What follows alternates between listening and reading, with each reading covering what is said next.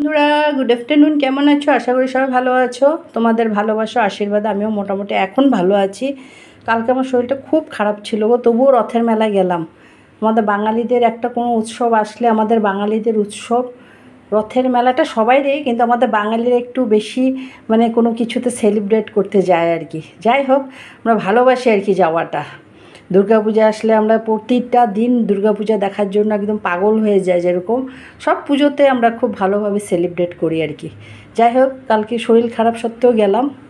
দুপুরে আজকে মেনুতে কি কি আছে দেখো, এই হচ্ছে ভাত, আর এটা হচ্ছে দেশি চিকেন, আলু দিয়ে একদম লাল লাল ঝোল করেছি।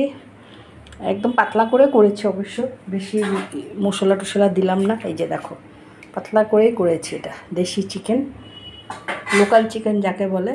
এটাতে কাঁচা লঙ্কা, পেঁয়াজ, রসুন, আদা, মগজ, কাজু দিয়েছি, আর গোটা গরম মশলা আর পেঁয়াজের সম্বার দিয়ে মাংসটা একবারে ম্যারিনেট করে বসিয়ে দিয়েছি। টক দই দিয়ে ম্যারিনেট করেছিলাম, আর একটু গোলমরিচের গুঁড়ো দিয়ে, আর মশলাটা কাঁচা লঙ্কা, পেঁয়াজ, রসুন, আদা বাটা সব কিছু আর কাঁচা তেল দিয়ে একবারে মেখে বসিয়ে দিয়েছে। যখন কষে গেছে জল দিয়ে দিয়েছে। আলুটা আগে ভেজে রেখেছিলাম, যখন ফুটে উঠেছে জলটা দিয়ে গরম মশলা আর ঘি দিয়ে নামিয়ে নিয়েছি।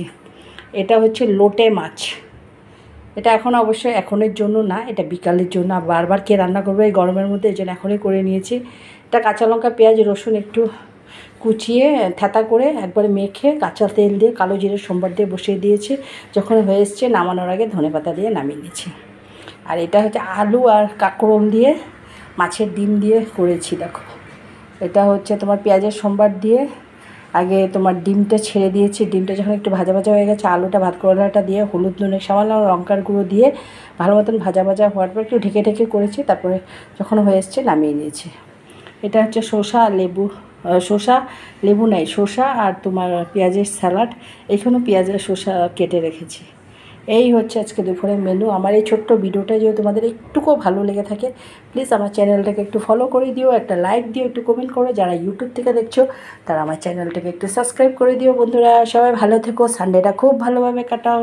টাটা।